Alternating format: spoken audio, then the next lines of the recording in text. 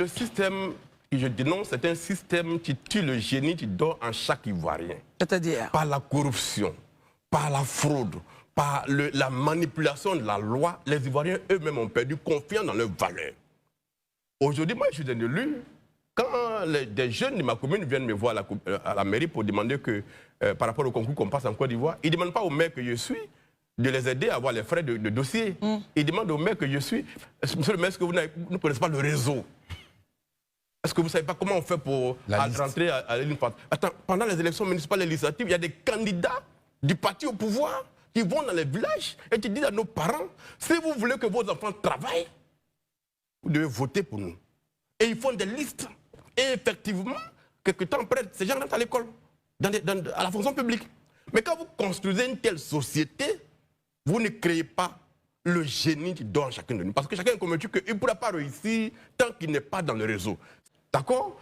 Nous avons les moyens, dans ce pays-là, d'offrir un peu de dignité à chaque Ivoirien. Il suffit de relever un peu le niveau de la gouvernance et de faire en sorte que ce que chacun mérite lui revienne de droit. Parce que le système dans lequel nous vivons est un système qui décourage l'entreprise, est un système qui décourage ceux qui veulent agir pour leur pays. Dites-nous. Contrairement aux autres candidats, moi je suis un journaliste d'investigation. D'accord. Donc il y a des choses que je sais. Bien sûr. Sur la gouvernance de ce pays-là. Il y a des pratiques dont je suis au courant. Et ça, c'est le RADP. Quand on parle de notre bilan inattaquable, vous savez, le bilan des infrastructures, le débat, on peut le faire. En période de paix, en période de stabilité, n'importe quel président peut avoir les mêmes ambitions de construire des infrastructures. Mais un héritage pour un président qui est en place, ce n'est pas les infrastructures. Qu'est-ce que c'est? C'est l'héritage politique. C'est la réforme des institutions.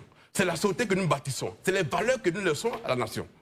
C'est ça qui est l'héritage politique. Donc aujourd'hui, vous estimez qu'on n'a pas une bonne institution? Daouda, est-ce que vous avez la parole? Je considère que nos institutions sont trop liées aux individus qui les dirigent. Très bien. De sorte que, quand le président dit, quand au RADP on dit que le président reste en place parce qu'il faut de la stabilité, il faut de la paix, ça veut dire qu'on n'a pas d'institution. Parce que si le président sort, le pays ne vit plus. Voilà le discours qu'on envoie aux Ivoiriens.